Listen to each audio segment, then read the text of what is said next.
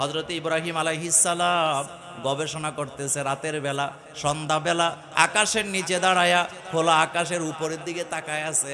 তাকায় তাকায় সন্ধ্যা তারা দেখলেন। ফালাম্মা জান্না আলাইহিল লাইলু রাআ কাওকাবা ক্বালা হাযা রব্বি। হযরত ইব্রাহিম আলাইহিস সালাম গবেষণা করতেছেন রব নিয়া। তিনি যখন আকাশের দিকে তাকায় সন্ধ্যা তারা দেখলেন, তিনি ঘোষণা দিলেন হাযা রব্বি, এটা আমার রব। এখন আপনাদের কাছে জানতে চাই, তারকাকে যদি কেউ রব মানে ঈমান আছে না গেছে? কথা আসতে কইছেন, আলেমদের কাছে জানতে চাই, তারকাকে রব মানলে ঈমান আছে না গেছে? তো ইব্রাহিম আলাইহিস সালাম যে বলতেছে হাযা রব্বি, এটা আমার রব, গবেষণা চলতেছে যার কারণে আপনি ভুল বলতে পারবেন না। এখন বাংলাদেশের কেউ যদি কোন নাস্তিক আর মুশরিক যদি আমাদের দলিল দেয় যে ইব্রাহিম আলাইহিস সালাম তারকাকে রব মানছে, কিন্তু সামনের দিকে না যায়া এইটা নিয়ে যদি ইব্রাহিম আলাইহিস সালামের উপরে তোহমত লাগাইয়া আচ্ছা তরহে কথা বলতে থাকে যে উনিও মুশরিক ছিলেন, তাহলে উনার প্রতি ইনসাফ করা হবে না।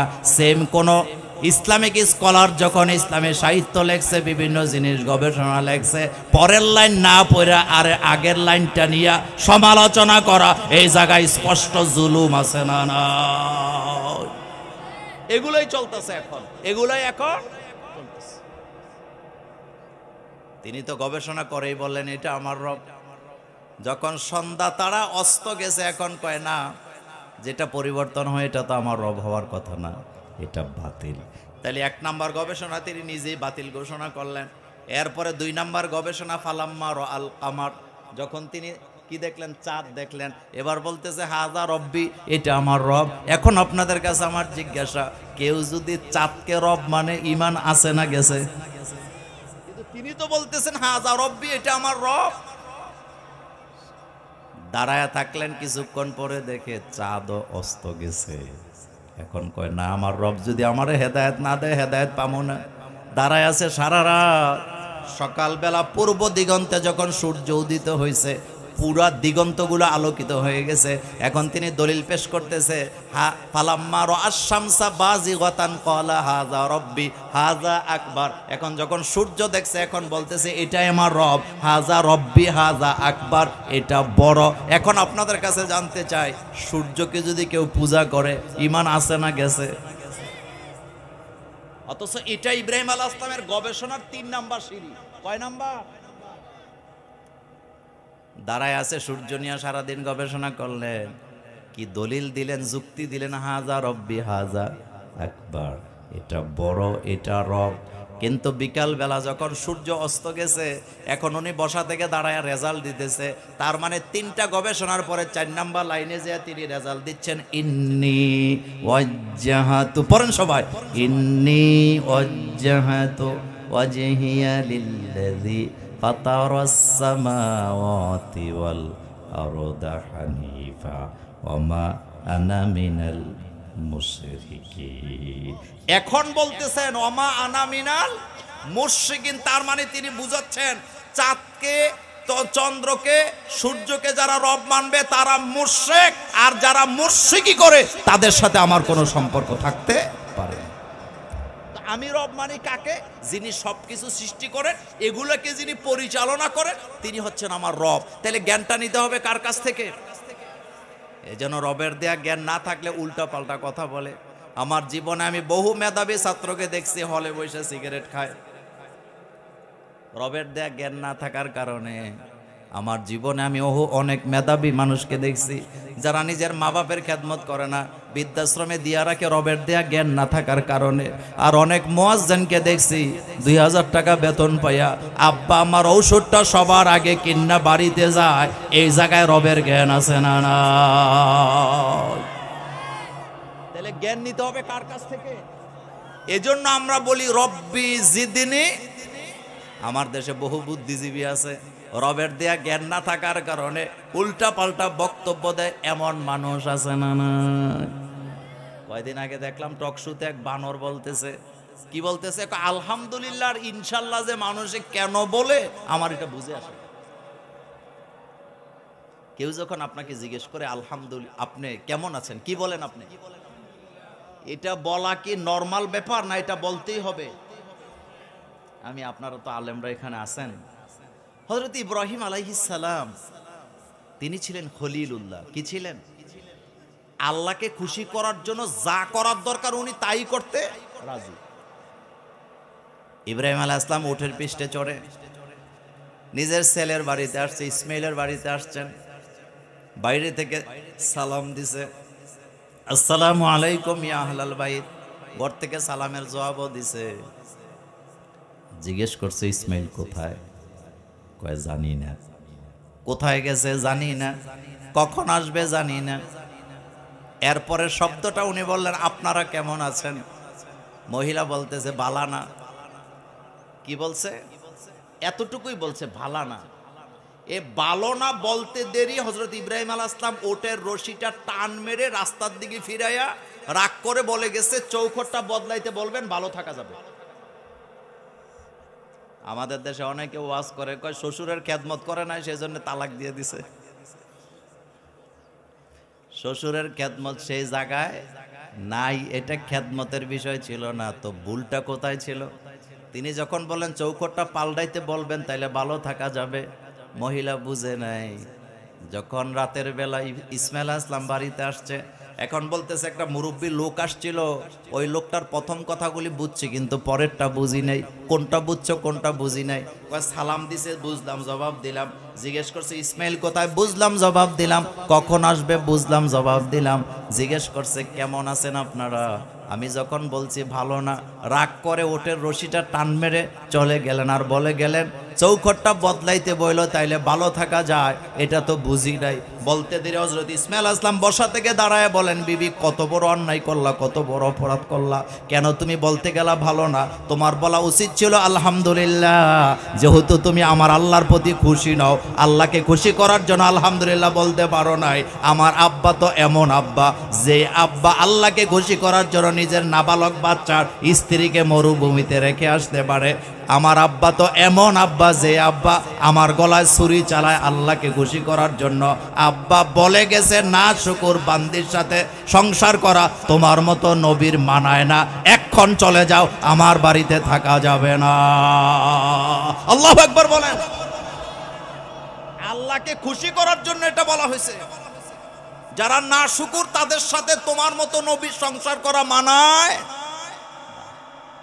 আর বুদ্ধিজীবী বলতেছে কেন যে মানুষ আলহামদুলিল্লাহ বলে, জাযাকাল্লাহ বলে, ইনশাআল্লাহ বলে আমার বুঝে। অথচ রাসূল কারীম সাল্লাল্লাহু আলাইহি ওয়াসাল্লাম বলেছেন কোন ব্যক্তি যখন কোন কাজের পরিকল্পনা করে আর ইনশাআল্লাহ শব্দটা উচ্চারণ করে, ওই কাজের সফলতার দায়িত্ব কার? আপনি আশ্চর্য হবেন। হযরত ইব্রাহিম আলাইহিস সালাম তিনি যখন তার ছেলের সামনে গেলেন, কি বলতেছে? ইয়া বুনাইয়া ইন্নী আরা ফিল মানামি আন্নী আযবাহুকা ফানজুর মাযা তারা। ও আমার ছেলে, আমি স্বপ্নে দেখলাম আমি তোমাকে জবে করতেছি, তুমি তোমার রায় পেশ করো। ছেলে বুক ফুলায় বলতেছে ইয়া আবাতি ফাল মা তুমারু সাতাজিদুনি ইনশাআল্লাহু মিনাস সাবিরিন। ও আমার আব্বা আপনি তাই করেন, আপনাকে যা হুকুম করা হয়েছে ইনশাআল্লাহ আপনি আমাকে ধৈর্যশীলদের মধ্যে পেয়ে যাবেন। এই জায়গায় ইনশাআল্লাহ শব্দটা আছে না? না, পাঁচটা শব্দ মুসলিম জাতির জবানে সবসময় শোনা যায়। কয়টা? কয়টা? এক নম্বরে বিসমিল্লাহ, দুই নম্বরে আলহামদুলিল্লাহ, তিন নম্বরে সুবহানাল্লাহ, চার নম্বরে ইনশাআল্লাহ, পাঁচ নম্বরে মাশা। এটি ইসলামী সংস্কৃতি। এটা কি? বাংলাদেশের একজন বিজ্ঞ আইনবিদ ডক্টর আসিফ নজরুল স্যার, আপনারা নাম শুনছেন নিশ্চয়ই। তিনি আইনের উপরে ডক্টরেট করা ব্যক্তি, ঢাকা বিশ্ববিদ্যালয়ের আইন বিভাগের অধ্যাপক। তিনি চমৎকার একটা প্রতিবাদের ভাষা লিখেছিলেন সেদিন। তিনি লিখেছেন এদেশের বামপন্থীরা অথবা এদেশের কিছু বুদ্ধিজীবীরা সুযোগ পাইলেই ইসলাম আর মুসলমানদেরকে খোঁচা মারে, কিন্তু পশ্চিমা সংস্কৃতি নিয়ে এবং হিন্দুয়ানা সংস্কৃতি নিয়ে তাদের কোনো মাথা ব্যথাই নাই। তারা আমাদেরকে খোঁচা মারছে, বিসমিল্লাহ বলা যাবে না, ইনশাল্লাহ বলা যাবে না, মাশাল্লাহ বলা যাবে না। স্যার নিজেই লিখছে এখন থেকে তাদের বিরুদ্ধে আমাদের প্রতিবাদ হবে। আগে বলতাম আস্তে, এখন বলবো জোরে। আগে বলতাম একবার, এখন বলবো 10 বার। কথা কি বুঝেন আপনারা? এখন বলবো কয়বার? 10 বার। কয়েকদিন আগে বাংলাদেশের থেকে একটা ইন্ডিয়ান মেয়ে সিনেমা বানাইতে আইছিল বাংলাদেশে। তো সিনেমা টিনামা বানাইয়া আবার চলে গেছে। চলে যাওয়ার পরে ভারতে যখন গেছে, ভারতের সাংবাদিকেরা ওরে জিজ্ঞেস করছে যে বাংলাদেশে যে সিনেমা বানাইতে গেলা, বাংলাদেশ হলো 90% মুসলমানের দেশ, তো তুমি ওখান থেকে কি শিখে আসছো? এখন কিন্তু আর আগের মতো সিনেমা টিনামা চলে নাকি? গত সপ্তাহে সিনেমা একটা মুক্তি দিছে, দেওয়ার পরে হলের ভিতরে সিনেমা চালাইছে। যখন চালাইছে ওই সিনেমার প্রথম দর্শক সংখ্যা 14 জন, তার ভিতরে সাংবাদিক হলো 11 জন। তো সিনেমাতে দর্শক সংখ্যা যদি 14 হয়, সাংবাদিক যদি 11 হয়, তাহলে মূল দর্শক কয়জন? 10 মিনিট সিনেমা চালানোর পরে পরিচালক কয় মাফ হোসাই, দোয়া হোসাই, বন্ধ কর, কারেন্ট বিল দেওয়ার ক্ষমতা আমার নাই। এটা দেখার পরে আমি আফসোস করে বলেছিলাম, আহারে এখনো তোদের মাথার মধ্যে আসল জিনিস ঢুকে না। তুই নায়িকা হিন্দু মাইয়ারে জিজ্ঞেস করতেছে বাংলাদেশ তো 90% মুসলমানের দেশ, এটা মসজিদের দেশ, ঢাকা মসজিদের শহর, মাদ্রাসার শহর, বাংলাদেশের আনাচে কানাচে শুধু হুজুর আর হুজুর দেখা যায়, তো তুমি ওখান থেকে কি শিক্ষা আসছো? হিন্দুর মেয়ে বলতেছে আমি বাংলাদেশ থেকে 2টা শব্দ শিখছি। কয়টা? কয় কি শিখছ? কয়েকটা শিখছি ইনশা আল্লাহ, আরেকটা শিখছি মাশা আল্লাহ। তবে এই শব্দগুলোর অর্থ আমি বুঝি না, কিন্তু শব্দগুলো এত ভালো লাগে, আমি দৈনন্দিন ডেলি কথায় কথায় 100-200 বার এই শব্দগুলো উচ্চারণ করি। আমার কথা বলার জায়গাটা ভিন্ন। আপনি একবার চিন্তা করে দেখেন, হিন্দুর মেয়ে বলতেছে আমার কাছে ইনশাল্লাহ মাশাল্লাহ ভালো লাগে, আর মুসলমানের ঘরে জন্ম নিয়া ইনশাল্লাহর বিরুদ্ধে কথা বলে এমন দালাল আছে না? না, এই জন্য জ্ঞান নিতে হবে কার কাছ থেকে? আপনি আগে বুঝেন, একটা জাতিকে সঠিক রাস্তায় যদি আপনি আনতে চান, রবের দেয়া শিক্ষা ব্যবস্থা ছাড়া কখনো সম্ভব হবে না। এখন আমি আপনাদেরকে একটা মজার কথা বলি। আমাদের দেশের মানুষের কিছু মানুষের আকীদা হলো, যেটা লেভেন্ডিশ পোলা, যেটা অঙ্ক পারে না, যেটা ইংরেজি পারে না, যেটা বিজ্ঞান পারে না, তারে ধরে মাদ্রাসায় দিয়ে দে, কপালে যা আছে তা হবে। এরকমের আকীদার লোক আছে না নাই? তবে আমি আপনাদেরকে একটা গ্যারান্টি দিয়ে যাই, সাধারণ ছাত্রগুলা মাদ্রাসায় দেন, আমি ওইটা নিয়ে আপত্তি করি না, কিন্তু লেভেন্ডিশ মার্কা ছাত্ররা যখন মাদ্রাসায় দেওয়া হয়, মাদ্রাসায় যাওয়ার পরে আলুর ভর্তার ডাইল দিয়া ভাত খায়া 3 বছরে 30 পারা কোরআনের হাফেজ হয়। হাজার হাজার লক্ষ লক্ষ ঘটনা আছে না নাই? আসলে ব্রেনের দোষ না, কথাটা আগে শোনেন। একজন কবি বলেছেন, কি সুন্দর করে বলেছেন, সরফিয়ারা মগজি বাসাত চুসেগা, সরফিয়ারা মগজি বাসাত চুসেগা, নাহুয়ারা মগজি বাসাত চুসাহা। কি অসাধারণ কথা! কবি বলেছেন মাদ্রাসায় যে ছাত্র দাও, যারা মাদ্রাসাতে সরফ পড়ানো হয়, কবি বলছেন সরফিয়ারা মগজি বাসাত চুসেগা, যারা মাদ্রাসা গিয়ে সরফের কিতাব পড়বে তাদের ব্রেনটা হওয়া লাগবে কুকুরের মগজের মতো। আপনি বলবেন মোল্লা ভাই কুকুরের মগজের মতো এটা কেমন কথা? কুকুর যেমন সারাদিন গেউ গেউ করে, তার অভ্যাস হয়ে যায়, সে পারে এটা নিতে। মাদ্রাসার ছেলেরা সারাদিন ফালা ফালা ফালু ফালাত ফালাতা ফালনা ফালতা ফালতুমা ফালতুম ফালতে ফালতুমা ফালতুন না, সারা দিন রাত পড়বে কিন্তু মাথা গরম হবে না। এরপরে কবি বলছেন নাহুয়ারা মগজি বাসাত চুসাহা, একজন বাচ্চা, একজন মাদ্রাসার ছেলে যখন নাহু সরফ পড়ে, ওই নাহু পড়তে হইলে মগজটা হওয়া লাগে বাদশাহী মগজের মতো। আল্লাহু আকবার বলো। মাদ্রাসায় পড়তে হইলে বাদশাহী মগজ লাগে, কারণ নাহু পড়বে যারা, বাদশাহী মগজ লাগবে তাদের। এজন্যই মাদ্রাসার ছেলেরা যখন ভার্সিটিতে ভর্তি পরীক্ষা দিতে যায়, তারা ফার্স্ট হয়, তারা সেকেন্ড হয়, যার কারণে ঢাকা বিশ্ববিদ্যালয়ের বহু ডিপার্টমেন্টে মাদ্রাসা ছেলেদেরকে পরীক্ষা দিতেই দেয় না। কিছুদিন আগে চুয়াডাঙ্গাতে আমার একটা মাহফিল ছিল। কোথায়? তো একটা ছেলে আমাকে খাওয়াচ্ছিলেন, তো যুবক লম্বা ছেলে। আমি জিজ্ঞেস করলাম কি করো? কয় হুজুর আর্মির থেকে বাদ দিয়ে দিছে। কথা কি শুনতেছেন? কোত্থেকে বাদ দিছে? আমি বললাম বলো কি বাদ দিল কেন? কয় হুজুর যত জায়গায় পরীক্ষা দিছি আমি ফার্স্ট হইছি। তো কয় সাঁতারেও ফার্স্ট হইছি। যতগুলা পরীক্ষা তারা নিছে আমার সাথে একজনও নাই।